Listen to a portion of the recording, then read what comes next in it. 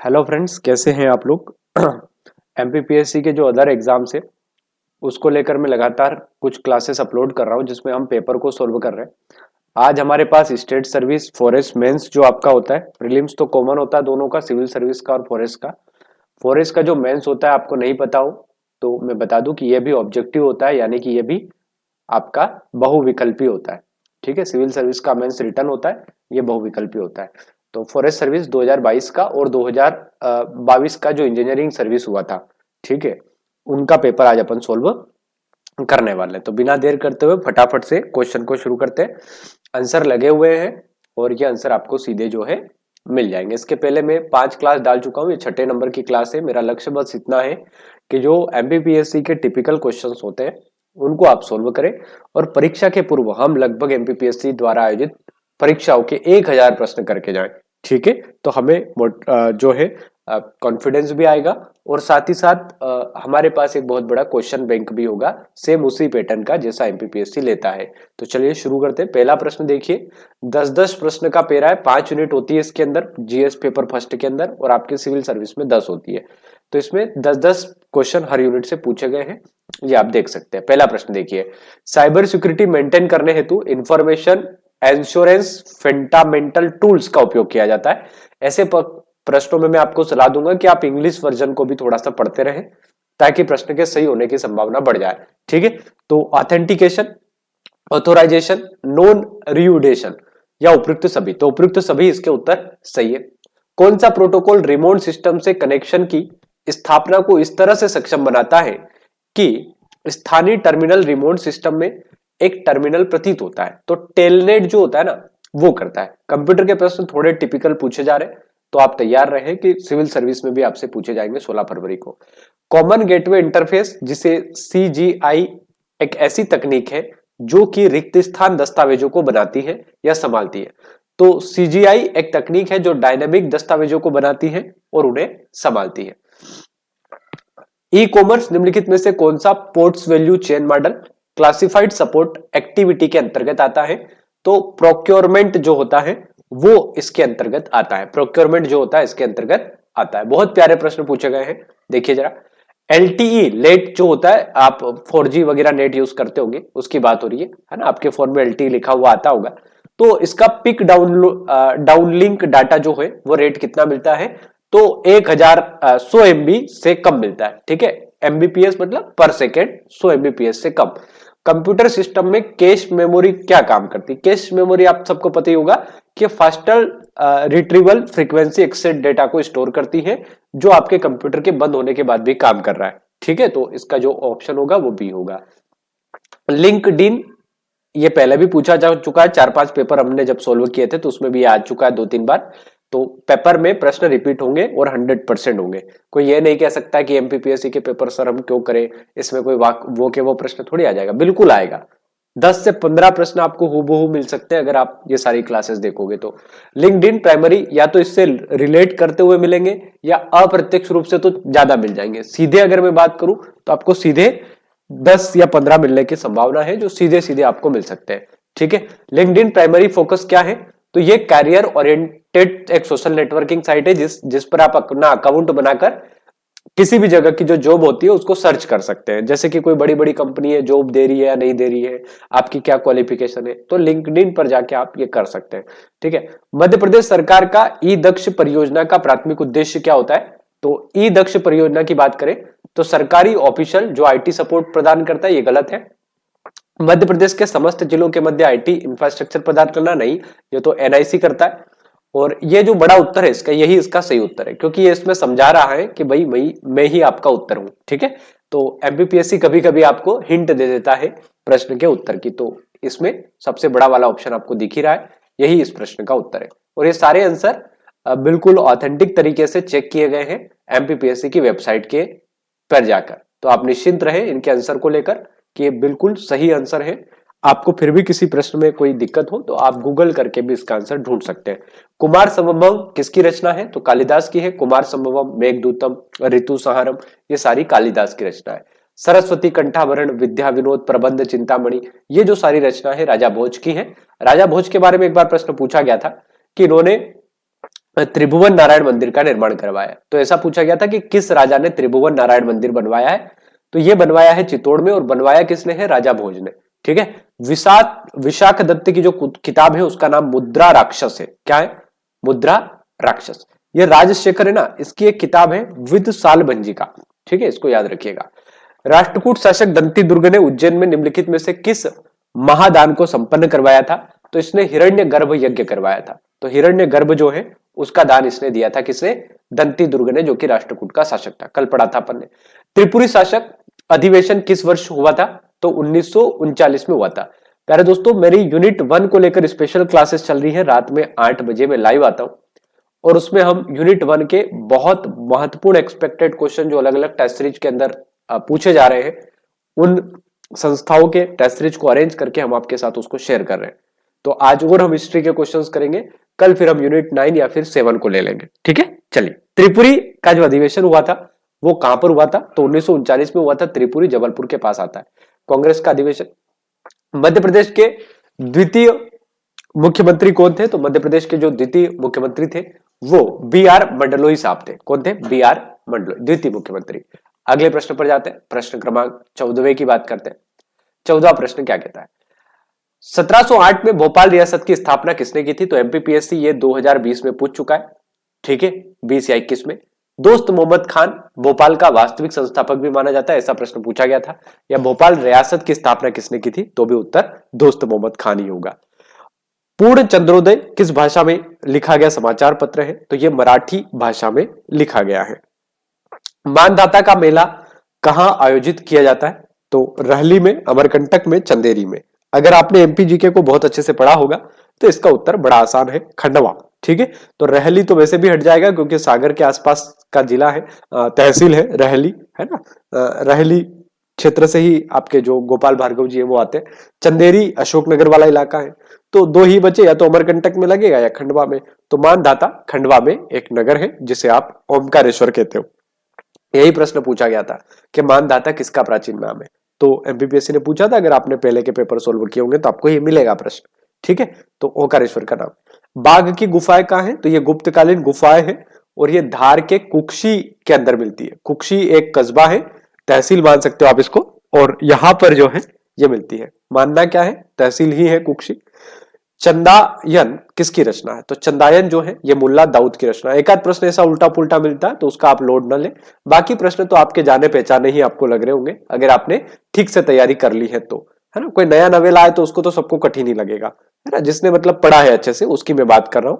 उसके लिए प्रश्न मॉडरेट लेवल के हैं या फिर वही स्टैंडर्ड के हैं जो वो एक्सपेक्ट कर रहा है एमपीपीएससी से, है ना। कोई कल से तैयारी कर रहा है और आज आ जाए क्लास में, उसे नहीं पता है कि मध्य प्रदेश में किधर क्या है, तो फिर उसे तो कठिन लगेगा ही। मध्य प्रदेश में देश का सबसे बड़ा तेंदु उत्पादक राज्य है। प्रश्न यहां से भी तैयार हो सकता है कि विश्व में मध्य प्रदेश के अंदर या भारत के अंदर सबसे ज्यादा तेंदु उत्पादक कहां होता है? तो मध्य प्रदेश में होता है। तो 50,000 तेंदु पत्ते होते हैं एक बोरे में, प्रति मानक बोरा 50,000 पत्ते, है ना। तेंदु पत्ते से बीड़ी बनती है। मध्य प्रदेश में सोन नदी की सहायक नदी नहीं है पूछा है। कौन सी है? नहीं पूछा है। कौन सी नहीं है पूछा है ना। सहायक नदी नहीं है। तो देखो, जोहिला है, कान्हार भी है, तिपान भी है, गोपद भी है। तो ये चारों ही सहायक नदियां हैं, है ना। ये गलती से उस पर लगा दिया था मैंने, सहायक नदियां हैं, इसलिए इस प्रश्न को डिलीट कर दिया गया है आयोग की तरफ से, है ना। तो फॉर यूर इंफॉर्मेशन, ये प्रश्न डिलीट है आयोग की वेबसाइट पर, जो कि फॉरेस्ट मेंस में पूछा गया था। नर्मदा नियंत्रण प्राधिकरण का मुख्यालय कहां पर है? तो ये इंदौर में है, नर्मदा नियंत्रण प्राधिकरण। अमरकंटक नहीं लगाना है। अमरकंटक ओरिजिन पॉइंट है नर्मदा का, जहां से नर्मदा कुंड से नदी निकलती है। नर्मदा बेसिन का प्रतिशत भाग जो मध्य प्रदेश में स्थित है, 88% भाग मध्य प्रदेश में आता है। तो नर्मदा बेसिन का 88% भाग मध्य प्रदेश में आता है। निम्नलिखित में से कोपेन के जलवायु प्रकारों में कौन सा जो जलवायु प्रकार है जिसमें मध्य प्रदेश शामिल नहीं है? तो BWHW जो होता है कोपेन का क्लासिफिकेशन, उसका जो ऑप्शन है वो ऑप्शन नंबर सी होगा। अगले प्रश्न की ओर बढ़ते हैं। अगला प्रश्न देखिए, कौन सा शहर जो है जो सुहागपुर क्या है कोयला क्षेत्र का भाग नहीं है? तो बुडार, कोतमा और धनपुरी ये सुहागपुर कोयला क्षेत्र में आते हैं। छिंदवाड़ा इसमें नहीं आता है। ठीक है, प्रश्न देखिए, निम्नलिखित में से कौन सा कथन मध्य प्रदेश में खनिजों के वितरण के संबंध में सर्वाधिक सत्य है?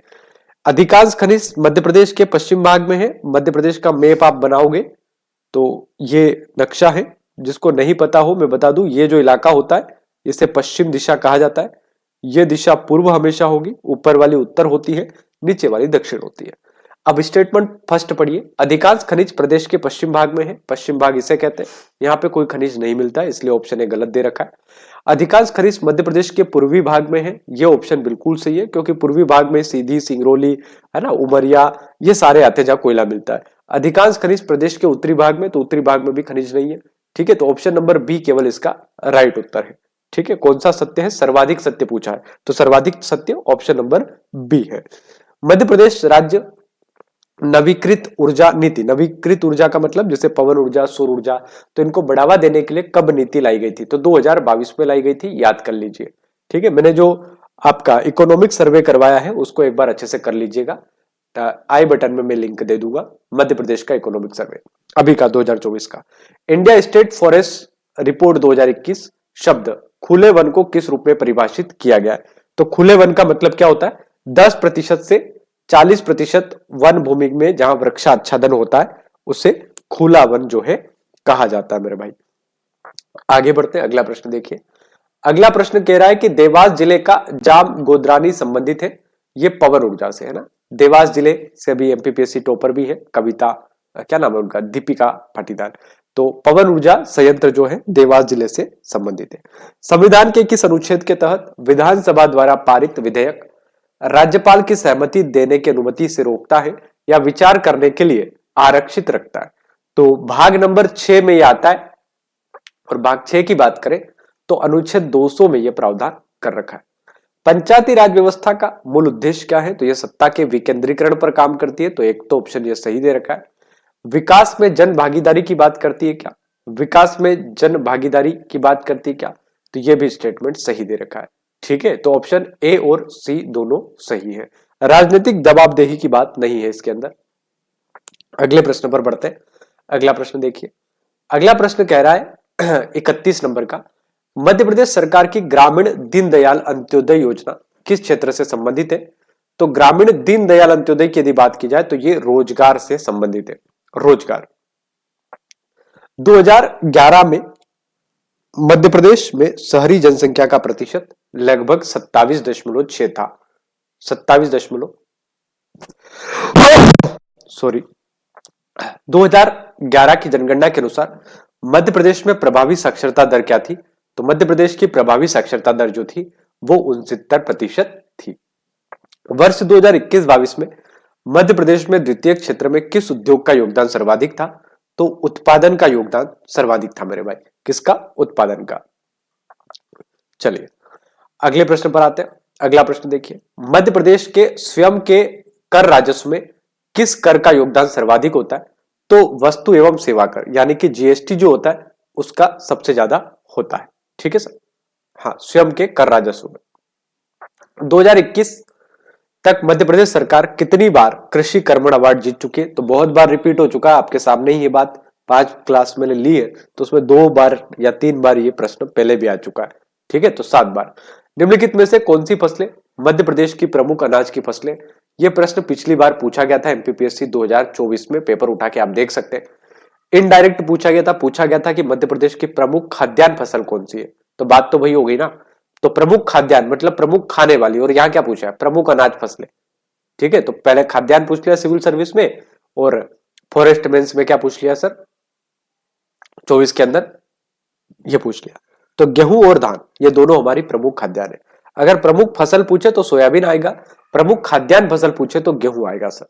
2011 और भारत की प्रमुख खाद्यान्न पूछे तो चावल आएगा। ठीक है, क्योंकि भारत में ज्यादातर लोग चावल खाते हैं। 2011 की जनगणना के अनुसार मध्य प्रदेश में कुल श्रमिकों में कितने प्रतिशत कृषि गतिविधियां कार्यरत है? तो 69.8%। ठीक है, 69.8 में ये लोग आते हैं। अगला प्रश्न देखिए, वर्ष 2023 करंट अफेयर के 7-8 प्रश्न आपको सिविल सर्विस में देखने को मिलेंगे, और करंट अफेयर के स्पेशल एक मैराथन लेकर मैं आपको पूरा करंट अफेयर करवा दूंगा। जिसका ई नोट्स आपको टेलीग्राम पर मिलेगा, और इसका जो पीडीएफ जो अपन अभी सोल्व कर रहे हैं, इसका पीडीएफ भी आपको टेलीग्राम पर उपलब्ध हो जाता है क्लास खत्म होने के लगभग 12-13 घंटे के बाद। ठीक है, क्योंकि अभी क्लास खत्म होगी तो अभी के अभी नहीं डालता हूं मैं, है ना, तो इस वजह से आप जैसे जुड़े तो आपको लगेगा कि सर ने नहीं डाला, मतलब सर ने बेवकूफ बना दिया, ऐसा नहीं है, डाल देते हैं लेकिन टाइम लगता है थोड़ा। ठीक है, क्योंकि बहुत सारी चीजें होती है, अभी क्लास लाइव भी होती है इसलिए। फ्रेंच ओपन टेनिस पुरुषों में एकल विजेता नोवाक जोकोविच ने फाइनल में किस खिलाड़ी को हराया था? कैस्पर रूट को हराया था। ठीक है, कैस्पर रूट को। गांव की बेटी योजना ये कॉलेज में मिलती थी, इसलिए इसका जो उत्तर है उच्च शिक्षा विभाग होगा। 5,000 की राशि इसमें लड़कियों को मिलती थी जो 12वीं पास करके कॉलेज में एडमिशन लेती थी, प्रथम श्रेणी जिनका होता था उनको। 2022 में किस लेखक को प्रतिष्ठित ज्ञानपीठ पुरस्कार से सम्मानित किया गया? तो दामोदर मौजो को सम्मानित किया गया, दामोदर मौजो। वर्ष 2023 में अर्थशास्त्र का नोबेल पुरस्कार किसे दिया गया? तो अर्थशास्त्र का नोबेल पुरस्कार 2023, अभी 24 वाले आ गए हैं, तो करंट अफेयर में आप जब मेरे टेलीग्राम पर जुड़ोगे ना, तो फाइल वाले सेक्शन में जाना, वहां मैंने 2024 कंप्लीट करंट अफेयर करके एक पीडीएफ डाल रखा है, आप उसको पढ़ लीजिएगा। उसमें 2024 के नोबेल मैंने टेबल बनाकर दे दिए। अगला प्रश्न देखिए जरा। अगला प्रश्न है 43वां प्रश्न कहता है 2021 में 69वें राष्ट्रीय फिल्म पुरस्कार सर्वश्रेष्ठ गैर फीचर फिल्म का पुरस्कार जीतने वाली फिल्म एक था गांव का निर्देशन किसने किया है? तो इसका निर्देशन किया है सृष्टि लेखरा ने। करंट अफेयर है तो आप लोड न ले 21 वाले उसका, क्योंकि अब तो नया करंट अफेयर आएगा तो आप इसको स्किप भी मार सकते हैं। वर्ष अभी 25 चल रहा है, 22 का करंट अफेयर है तो आप भूल सकते हैं इसको। मेजर ध्यानचंद शरद कमल को मिला था, इस प्रश्न का उत्तर है। अभी नए जो मिल गए हैं वो आप याद रखेंगे, जैसे कि आपके डी कुगेश को मिल चुका है ना, मेजर ध्यानचंद खेल रत्न अवार्ड, और मनु भाकर को मिल चुका है। तो जो भी नए लोगों को मिला है वो आप याद कर लीजिएगा। ठीक है, अभी अभी मिला है। चलिए, तो करंट अफेयर में आप इतना ध्यान न दीजिएगा क्योंकि ये काफी पुराना करंट अफेयर है, तो इसको याद करके क्या ही मिल जाएगा आपको। एशियन पैरा गेम्स 2023 कुल 111 पदक जीते थे, 5वां स्थान था। डिलीट कर दिया गया है क्योंकि एक भी टेबल सही नहीं है इसके अंदर। ठीक है, तो ये प्रश्न डिलीट कर दिया गया है। पैरा गेम्स की टेबल वो पूछ ली थी, तो कौन याद करता है इतना। ठीक है, जरूरी ये है कि कौन सी चीज जरूरी नहीं है ना, ये अपने को पता होना चाहिए। जैसे मैंने एक वीडियो डाला था, कुछ लोगों के कमेंट आए कि कुछ भी बताते हो या फिर मतलब सब पढ़ना रहता है सर, आप तो छोड़ने का बोल रहे हो। मैं छोड़ने का नहीं बोलता हूँ कभी भी, मैं कहता हूँ जो इंपॉर्टेंट है वो पहले पढ़ना है, छोड़ना कुछ नहीं है। जैसे एमपी इंपॉर्टेंट है तो हमारा कमांड उसके ऊपर हो। ऐसा नहीं कि एमपी के 40 प्रश्न आए तो हमारे 20 ही सही हो रहे, तो वहां फिर बाहर हो जाएंगे। तो मैं हमेशा ये बोलता हूँ कि जहां से नंबर ऑफ क्वेश्चन ज्यादा आने वाले हैं उस पर हम ज्यादा फोकस करें, जहां से नंबर ऑफ क्वेश्चन कम आने वाले उस पर कम फोकस करें।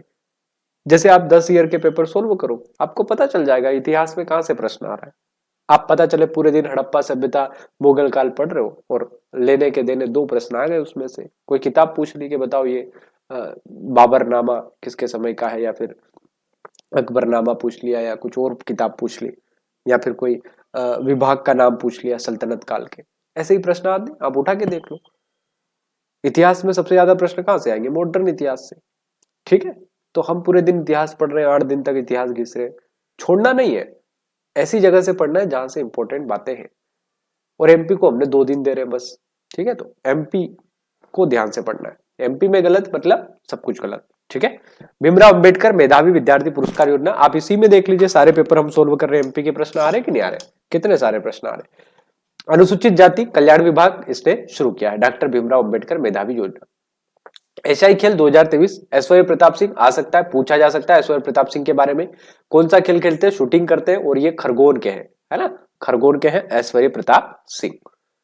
एक बाइट में कितने बिट्स होते हैं? 8 बिट्स होते हैं। जय हिंद। चलिए, रोबोटिक्स एक्चुएट प्रथम कार्य क्या होता है? तो एक्चुएटर जो होता है उसका प्राथमिक कार्य जो होता है वो एनर्जी मूवमेंट को बदलना होता है। ठीक है, तो ये तो हो गया एक पेपर आपका।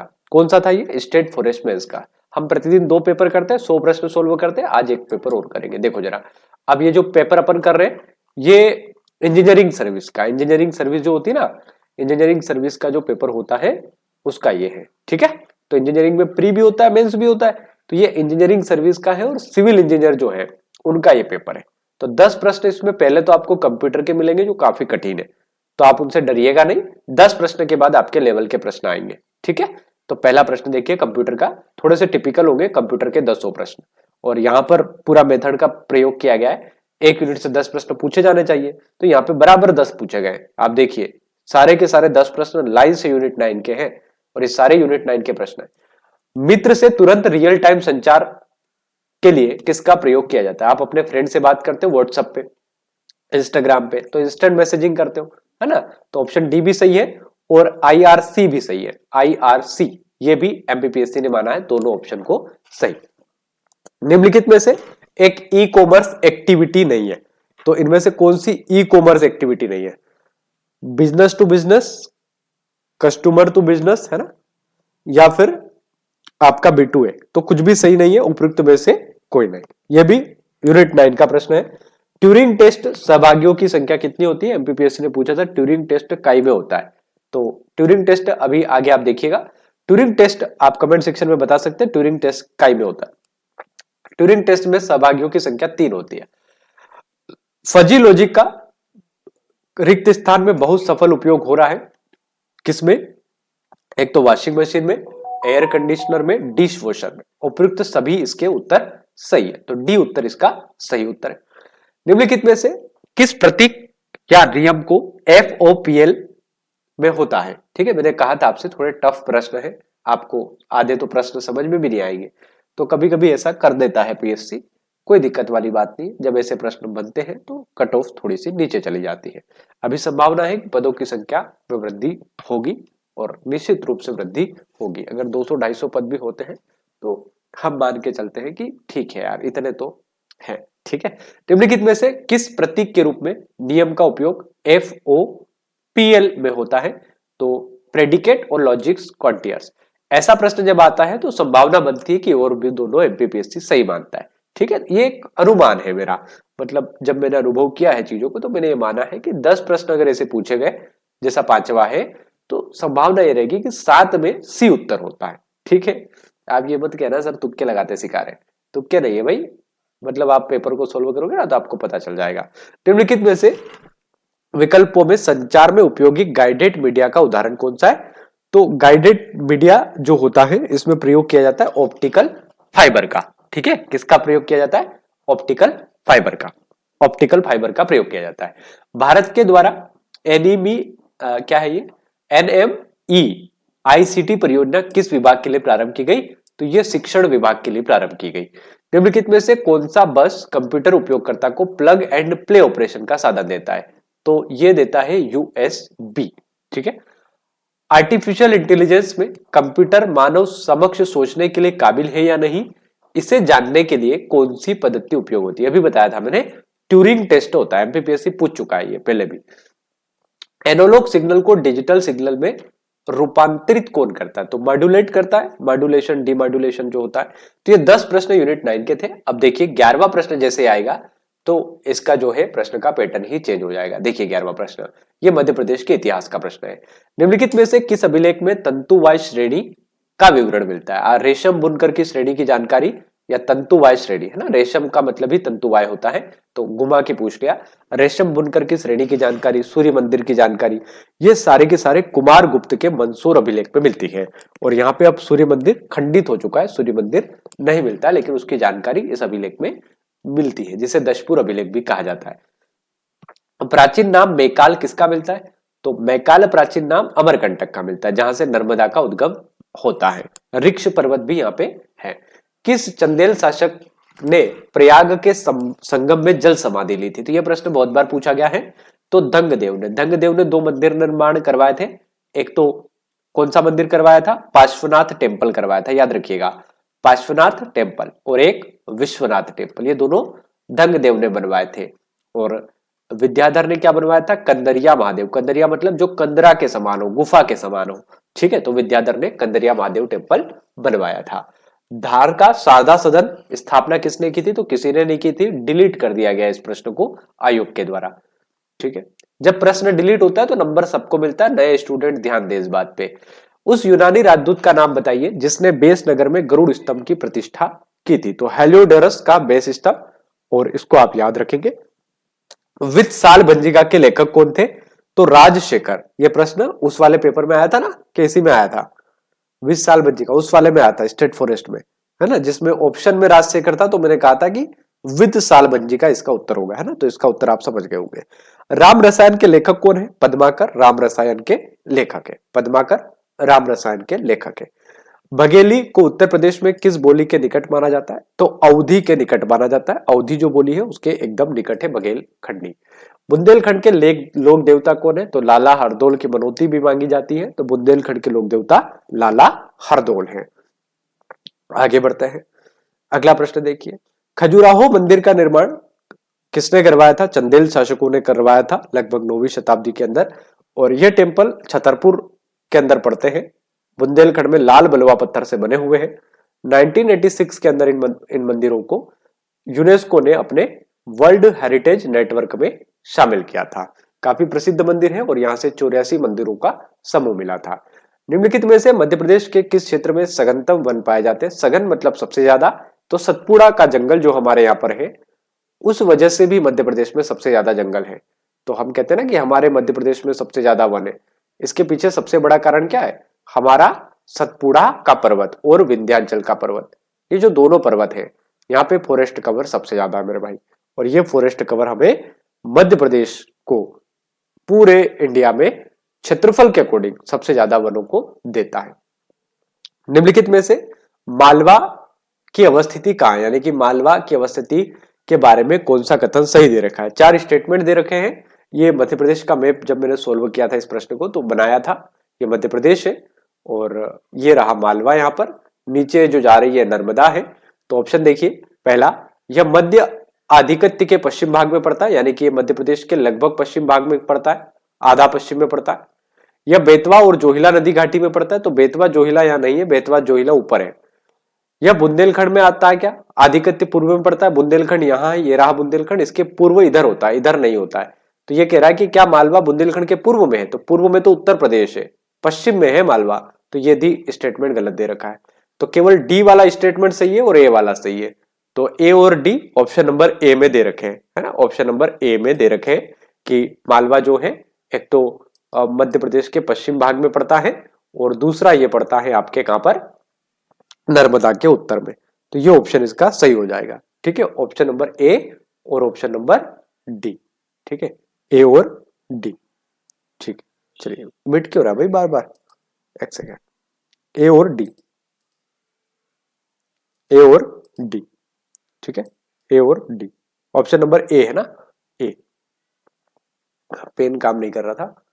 चलिए अगला प्रश्न देखिए, 23वां, निम्नलिखित कथनों में कौन सा कथन मध्य प्रदेश की जलवायु के संदर्भ में असत्य है, गलत है? सर्दियों में औसत तापमान 10 डिग्री होता है और औसत अधिकतम तापमान केवल 25 डिग्री होता है, क्या गलत हो गया है? तो औसत वार्षिक वर्षा 200 mm से कम होती है, ठीक है। दक्षिण पूर्वी क्षेत्र में सर्वाधिक और उत्तर पश्चिम में उत्तरोत्तर कम वर्षा होती है, दक्षिण पूर्व में ज्यादा होती है। अभी मध्य प्रदेश को बनाओ, ये रहा मध्य प्रदेश, दक्षिण पूर्व यहां होता है, तो ये कह रहा है यहां ज्यादा होती है, बिल्कुल सही होती है, ज्यादा ज्यादा होती है। उत्तर पश्चिम में कम होती है, एकदम सही। थोड़ी सी तबीयत ठीक नहीं है मेरी, इसीलिए बोलने में दिक्कत हो रही है। जोहिला, सुहागपुर, पेंच और कानन, सिंगरौली क्षेत्रों में कौन सा ऊर्जा संसाधन सर्वाधिक पाया जाता है? तो जोहिला, सुहागपुर, सिंगरौली, पेंच, कानन, यहाँ सब में कोयला पाया जाता है। क्या पाया जाता है? कोयला। तो कोयला ऑप्शन नंबर डी में दे रखा है, ठीक है, कोयला सबसे ज्यादा। मैग्नीज अयस्क की प्रमुख पेटी, मैग्नीज नगरी कहा जाता है मलाज खंड को, तांबा नगरी भी कहा जाता है और मैग्नीज नगरी भी मलाज खंड को कहा जाता है। तो बालाघाट, छिंदवाड़ा और झाबुआ, इन तीनों जगह पर मैग्नीज प्राप्त होता है। तो मैग्नीज की खदानें कहां मिली है? अभी हाल ही में झाबुआ में मिली है और झाबुआ में मैग्नीज मिला है सर। अगला प्रश्न देखिए, 26वां, इन कथनों का अध्ययन करना है आपको और बताना है कि कौन सी परियोजना जो है उसके ऊपर कथन को दर्शाती है। मध्य प्रदेश उत्तर प्रदेश की बहुउद्देशीय परियोजना है। यह परियोजना के अंतर्गत बेतवा नदी पर अशोकनगर एवं ललितपुर सीमा पर बांध बनाया गया है और इस बांध की ऊंचाई 43 दशमलव इतने मीटर ऊंची है। तो कौन सी सिंचाई परियोजना है? बी है ना, ऑप्शन नंबर इसका बी आएगा, राजघाट परियोजना है। और जो ऊपर के तीनों स्टेटमेंट दे रखे हैं ये राजघाट परियोजना के संदर्भ में दे रखे हैं। तो इसका उत्तर यहाँ पे भी नहीं करना है आपको, नीचे भी करना है, बी। ठीक है, राजघाट परियोजना के स्टेटमेंट है, आप याद भी कर सकते हैं उसको, क्योंकि प्रश्न बनकर भी आ सकता है कि मध्य प्रदेश और उत्तर प्रदेश के बीच कौन सी परियोजना है, तो राजघाट कौन सी नदी पर है, बेतवा नदी पर। पूछे कि किसके अंतर्गत बेतवा नदी पर अशोकनगर और ललितपुर की सीमा पर बांध बना है, तो राजघाट परियोजना में। लंबाई पूछ ले तो ऊंचाई याद रख लो, 43.80। एमपीपीएससी ऐसे ही तो करता है। ठीक है, चलिए प्रश्न के अंदर से पहले पुराने प्रश्नों में से नए प्रश्न बना लेगा वो। चलो, छतरपुर जिले में, और आपको लग गया नया प्रश्न आ गया, नया नहीं आया वो, आपको घुमा के वही पूछ लिया उसने। छतरपुर जिले में पाया जाने वाला हीरा निम्नलिखित में से किस विकास खंड में आता है, तो उपयुक्त में से कोई नहीं, क्योंकि पिपरिया ये तो आपके होशंगाबाद में आता है, पिछोर आपके छतरपुर में नहीं आता है, और बद्दर कोई नाम नहीं होता है, तो हीरा जो मिलता है इनमें से कोई भी उत्तर सही नहीं, क्योंकि पिछोर आपने सुना होगा राजगढ़ और इसके आसपास आता है, राजगढ़ ब्यावरा पिछोर, है ना। और पिपरिया तो होशंगाबाद के अंदर आता है, रेलवे स्टेशन है पिपरिया, जहां पे किसी को पंचमढ़ी घूमना हो तो आपको पिपरिया में ही उतरना पड़ता है। तो ये ऑप्शन ही गलत दे रखे, तो उपयुक्त में से कोई नहीं। मध्य प्रदेश सरकार द्वारा किस वर्ष नवीन एवं नवीकरणीय ऊर्जा विभाग अलग से गठन किया गया, तो नवीन और नवीकरणीय ऊर्जा 2010 में अलग से सरकार ने बनाया था। ठीक है, अगले प्रश्न की बात करते हैं।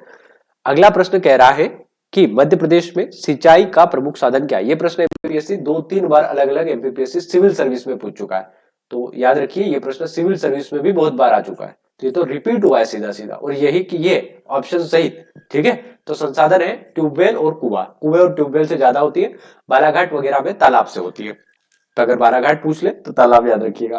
पंचमढ़ी में तापमान कम रहने का प्रमुख कारण क्या है, तो ऊंचाई और वनस्पति, क्योंकि सतपुड़ा के जंगलों में पड़ता है तो ऊंचाई अपने आप ज्यादा है, इसलिए भी वह तापमान कम होता है, तो सर्दियों में काफी अच्छा माहौल होता है, गर्मियों में भी ठीक ठाक होता है।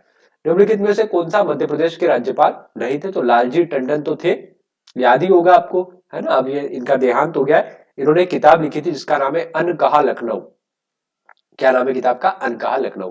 कुंवर मोहम्मद अली खान साहब भी रहे, और सलराग गेवार हमारी प्रथम राज्यपाल रही है। तो कैलाशनाथ काटजू ये मुख्यमंत्री रहे, राज्यपाल नहीं रहे। निम्नलिखित में से कौन मध्य प्रदेश के मुख्यमंत्री थे, सत्यनारायण सिंह, रामेश्वर यादव, भगवत दयाल शर्मा, सुंदरलाल पटवा, तो ये मुख्यमंत्री थे, बाकी तीनों ऊपर के राज्यपाल रहे। मध्य प्रदेश में पंचायती राज व्यवस्था कितने स्तर की है, त्रिस्तरीय है, और त्रिस्तरीय का सुझाव किसने दिया था, बलवंत राय मेहता साहब ने, है ना। चलिए याद रखेंगे, तीनों कमेटियां पूछे जा सकती है, बलवंत राय मेहता कमेटी, एमएल सिंघवी समिति। पंचायत राज से भी 2 प्रश्न पूछे जाएंगे, है ना, आपके सिलेबस में है ये। भगोरिया पर्व मध्य प्रदेश के किस जिले में मनाया जाता है, तो झाबुआ में मनाया जाता है, सबको पता है भगोरिया, है ना, होली के आसपास ही होता है। ठीक है, आज फिर से हैंग हो गया ये, 1 मिनट आप, है ना, वेट करेंगे। उस दिन भी हुई थी ना दिक्कत, आज भी हो गई, चलो आगे बढ़ते, हो गया सही। 1 मिनट के लिए होता है ये, इसको भी तो नींद आती है। 2011 में जनगणना के अनुसार मध्य प्रदेश का सबसे कम जनसंख्या घनत्व वाला जिला कौन सा है, डिंडोरी है। ठीक है, सबसे, ये कितनी बार आया आप खुद बताओ, अभी तक कितने पेपर सोल्व किए, उसमें 2-3 बार आ चुका है ये।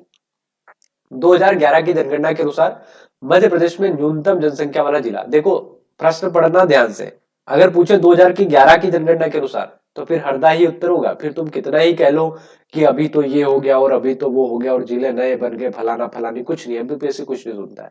इसका सीधा एग्जांपल, अभी सेट का पेपर हुआ ना, सेट के पेपर के अंदर बहुत सारे सब्जेक्ट में आपत्ति लगने के बाद भी एमपीपीएससी ने आंसर को चेंज नहीं किया है। गलत है तो गलत ही सही, लेकिन हम जो उत्तर मान रहे हैं वही सही है भैया। ठीक है, तो मैं फिर कह रहा हूं, अगर प्रश्न में लिखा है 2011 की जनगणना के अनुसार तो हमको हरदा ही लगाना है। ठीक है, न्यूनतम जनसंख्या, अभी भले कोई भी बन गया हो, ठीक है, तो आपको हरदा ही लगाना है, क्योंकि अभी बहुत सारे जिले बन गए, तो बहुत सारे छोटे जिले हो गए, उनकी जनसंख्या अपने आप कम हो गई होगी। लेकिन हमको 2011 अगर जनगणना में लिख दिया है तो फिर हमको हरदा ही लगाना है। Sant Shiromani Ravidas global skill park पूछा है ना, पहले पहले पूछा था सीधा ग्लोबल स्किल पार्क कहाँ है, आज पूछ लिया संत शिरोमणि रविदास। यही फर्क अगर आपने पकड़ लिया तो कोई नहीं रोक सकता आपका प्री निकलने से। मैं यही समझाना चाह रहा हूं आपको, एमपीपीएससी की जो नब्ज है उसको पकड़ो। इसके पहले जो मैंने पेपर करवाया था ना असिस्टेंट प्रोफेसर के, उसमें क्या प्रश्न आया था कि ग्लोबल स्किल पार्क कहाँ है, भोपाल में। आज पूछ लिया Sant Shiromani Ravidas global skill park कहाँ है, कल से पूछ लेगा कि Sant Shiromani Ravidas global skill park में क्या होता है। स्किल्स की ट्रेनिंग होती है, किसके लिए होती है, तो अनुसूचित जाति के लोगों के लिए होती है, उनके युवाओं के लिए होती है। ठीक है, यही चीज पकड़ना है। ये पकड़ी मतलब समझो कि आप बहुत करीब हो उस चीज के, है ना, क्योंकि 5-6 प्रश्न तो ऐसे भी सही हो जाते हैं, है ना, ऐसी चीजें अगर आपको पता है। आयुध निर्माण फैक्ट्री खमरिया मध्य प्रदेश के किस जिले में आती है? जबलपुर में आती है। तो आयुध के उपकरण भारत सरकार का ही है ना, तो भारत सरकार जबलपुर, याद रखिएगा। आयुध मतलब समझते हो ना, हाँ, युद्ध के सारे उपकरण बनते हैं इधर। मध्य प्रदेश सरकार द्वारा शुरू किया गया सोदा पत्रक मोबाइल ऐप किससे संबंधित है? कृषि क्षेत्र से। सोदा पत्रक ऐप कृषि से। एक जिला एक उत्पाद जिसे ओडीओपी कहा जाता है, मध्य प्रदेश का इंदौर जिला, ये पढ़ लेना भाई पूरा, आलू, है ना। एक जिला एक उत्पाद में किसका क्या है, पूरा फोटो देख लेना, गूगल पे सर्च करोगे तो एक मैप आएगा, उस मैप में फोटो भी बना होगा, जैसे सीताफल कहाँ का है, शिवनी का, तो सीताफल भी होगा और शिवनी लिखा भी होगा, है ना। तो गूगल करोगे तो किसी टीचर के भरोसे मत रहो, गूगल करो और आज पढ़ डालो इन सबको। एक प्रश्न यहाँ से फिक्स है, या तो जोड़ी आ सकती है या कुछ भी आ सकता है, एक जिला एक उत्पाद पूछेगा। निम्नलिखित में से कौन वर्ष 2023 में मध्य प्रदेश गणतंत्र दिवस के अवसर पर मुख्य अतिथि के रूप में हर बार आते हैं? कौन आता है भाई भारत में गणतंत्र दिवस पर? अब्देल फतेह अली साहब आते हैं, 2023 में सम्मिलित हुए थे मुख्य अतिथि, मतलब हर बार नहीं, मुख्य अतिथि 2023 में। तो करंट अफेयर है, छोड़ सकते हो। अभी 25 चल रहा है, ध्यान रखना, पेपर 23 का है, करंट अफेयर याद मत कर लेना ये, है ना। हाँ, नहीं तो पता चला सर ने उत्तर बताया था, सर हमने याद कर लिया। तो जब मेजर ध्यानचंद किसको मिला, तुम शरद कमल लगा रहे हो और फिर मुझे गाली दे रहे हो कि बड़ा साहब ने गलत करवा दिया। मेरे भाई अभी 25 चल रहा है, पेपर 23 का है, फिर कह रहा हूं मैं आपसे, अभी मेजर ध्यानचंद 2 बार मिल चुका है इसके बाद, तो अभी वाला याद करेंगे आप लोग, ठीक है।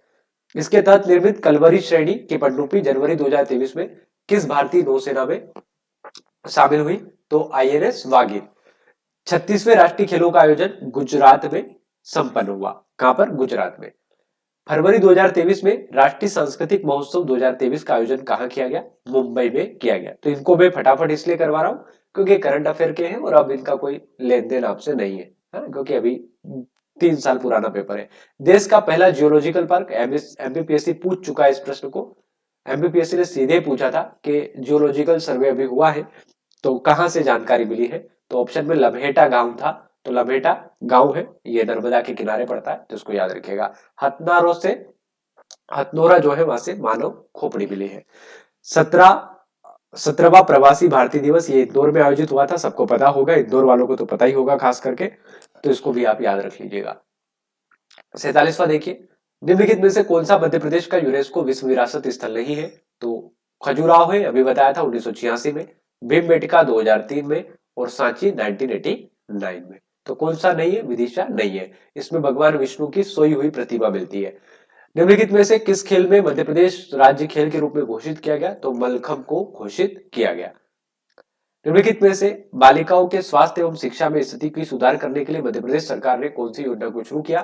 तो लाडली लक्ष्मी योजना 2007 में अप्रैल में लेकर आई थी सरकार इसको, ठीक है, बड़ी इंपॉर्टेंट योजना है। अंतिम प्रश्न देखिए, मध्य प्रदेश सरकार ने खेत तालाब के अंतर्गत किसानों को मिलने वाली अनुदान अधिकतम सीमा कितनी है? तो 16,350 सब्सिडी मिलती है खेत तालाब योजना, अपने खेत पर तालाब अगर आप बनाते हो तो स्कीम में सब्सिडी आपको मिलती है। तो ये 2 पेपर थे, एक आपका इंजीनियरिंग सर्विस का मेंस पेपर था प्री का, और एक फॉरेस्ट मैथ का था, ठीक है। तो मेरी आवाज थोड़ी शायद प्रॉपर नहीं थी, मतलब वॉइस तो ठीक आ रही होगी, लेकिन मुझे सर्दी हो रखी है तो इसलिए थोड़ी सी दिक्कत हुई होगी आपको, तो आप उसको मैनेज करेंगे। और और भी मैं इसमें क्लास डालूंगा, हमारी ये 6 नंबर की क्लास है, प्रत्येक क्लास के अंदर हमने लगभग 100 प्रश्न करे हैं, तो 600 प्रश्न लगभग हम कर चुके हैं, ठीक है। अब 500 मान लो, 500 और हम कर लेंगे, ठीक है। और मैंने इकोनॉमिक सर्वे करवाया है, वो भी हम आपको वीडियो उपलब्ध हो गया है। और मैंने लाइव 2 सेशन लिए हिस्ट्री के, तो वो आप जरूर देख लीजिएगा। अगर आज तबीयत थोड़ी ठीक नहीं रही तो आज का सेशन हम नहीं ले पाएंगे लाइव वाला, कल ले लेंगे, क्योंकि तबीयत थोड़ी सी लूज मुझे लग रही, ठीक है। तो इसलिए मैंने ये अभी अपलोड कर देता हूँ, तो आप इसको अभी देख लीजिए, ठीक है। बहुत बहुत धन्यवाद।